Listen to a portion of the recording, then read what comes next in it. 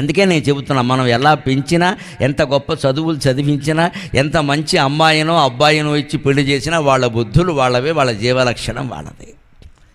మనం ప్రయత్నం చేయడం వరకే తల్లిదండ్రుల పని. ఊరికే బాధపడుతూ దుఃఖపడి రోగాలు తెచ్చుకో. దయచేసి ఎందుకోసం చెబుతున్నానంటే, 10 మందికి అనిపిస్తే ఒకటి క్యాన్సర్ ఉంటుందండి. ఎంత బాధామయమైన ప్రపంచం ఇది. 10 మందికి అనిపిస్తే ఒకళ్ళ క్యాన్సర్ అని చెబుతున్నారండి. ఎందుకు వస్తున్నాయండి క్యాన్సర్లు? విపరీతమైన ఆలోచనలు, విపరీతమైన ఆందోళనల వల్లే వస్తాయమ్మా ఇవి. అన్ని పిల్లలకో, పెద్దలకో, పుట్టింటి వాళ్ళకో, అత్తింటి వాళ్ళకో, లోకంలో ఏదో పెట్టేసుకుంటాం మనసులో. ఇక్కడ మనకు అవసరం లేనివన్నీ. అంత అవసరమా? అన్నీ నువ్వు చేయగలవా తల్లి? అన్నీ మన వల్ల అవుతాయా? వారికి ఏదో అయితే మనం ఏం చేస్తామండి? గర్భస్థ సంతానమే కావచ్చు, వాడికి 25 ఏళ్ళు ఉన్నాయి, వాడు చూసుకోవాలి. చెప్పవలసింది చెబుతాము. ఆ బెంగలు పెట్టేసుకుంటున్నారు ఎక్కువ. మనేదా అంటారు ఇక్కడ భాషలో. ఆ మనేద ఎక్కువైపోతుంది అందరికీ. దానివల్ల ఏమవుతుందంటే లోపల కణాలన్నీ మగ్గిపోయి, మాడిపోయి, మొత్తం చచ్చి క్యాన్సర్ తయారవుతుంది. ఎక్కడొక్కడో ఒక కణితి బయలుదేరుతుంది, మొత్తం వ్యాపిస్తుంది.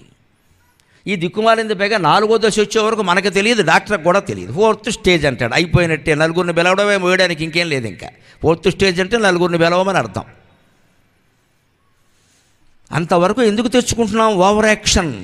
క్రికెట్ మ్యాచ్, 1 డే మ్యాచ్ పూర్తవ్వాలంటే 50 ఓవర్లు ఉంటాయి. జీవితం అనే మ్యాచ్ నాశనం కావాలంటే 3 ఓవర్లు చాలు. Over acting, over talking, over thinking, ఇవే 3 ఓవర్లు. Over acting, over talking, over thinking. చేయవలసిన దానికంటే ఎక్కువ చేసుకుని రాసుకుని పూసేసుకోవడం బాగా. ఇంకా అంత అవసరం లేదు. ఇంట్లో ఎంత పని అవసరమో అంతే చేయి. లేని పని నువ్వు చేయక, ఎవరి పని వాళ్ళు చేసుకుంటారు. అందరి పనులు నేనే చేస్తా, ఈ కీర్తి మనకు అక్కర్లేదు. ఎక్కడ నువ్వు విశ్రాంతి తీసుకో. ఎవరి పని వాళ్ళని చేసుకోమని చెప్పు. నాకు ఓపిక లేదని చెప్పు. అలాగే ఓవర్ టాకింగ్, మాటలు ఎక్కడ ఆపాలో అక్కడ ఆపేయి. అనవసరంగా ఎక్కువ మాట్లాడితే కుదిరే సంబంధాలు కూడా చెడిపోతాయి. అలాగే ఓవర్ థింక్, ఈ 2 కూడా ఆపొచ్చండి. ఆ థింకింగ్ ఆపలేమండి వచ్చిన సమస్య. అలా లోపల పెద్ద నడుస్తూనే ఉంటుంది, పెద్ద పంచాంగం అది. పడుకున్నా సరే దాని స్థానంలోనే పెట్టాలి 3 నామాలు. నమ శివాయ, నమ శివాయ, నమ శివాయ, నమో నారాయణాయ, నమో నారాయణాయ, నమో నారాయణాయ, శ్రీమాత్రే నమః, శ్రీమాత్రే నమః, శ్రీమాత్రే నమః. ఇలా ఏదో ఒక నామాన్ని దానికి జోడించండి. ఆల్టర్నేటివ్, ప్రత్యామ్నాయం. ఈ ఆలోచనలన్నీ ఆగిపోతాయండి. ఒకటే ఆలోచన, నమ శివాయ. మన గురించి శివుడు ఆలోచిస్తాడు, మనం 2 కళ్ళతో చూస్తాం, ఆయన 3వ కళ్ళతో చూస్తాడు. మొత్తం సమస్యలు భస్మం అయిపోతాయి. మనకు నమ్మకం లేక అనారోగ్యాలు తెచ్చుకుంటున్నాం. భగవంతుడి మీద నమ్మకం లేక.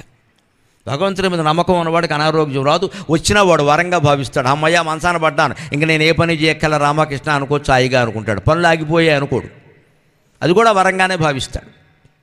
ఆ స్థితిని తెచ్చుకోవాలి మనం. మొండి పట్టుదలకి పోకూడదు. ఇక్కడ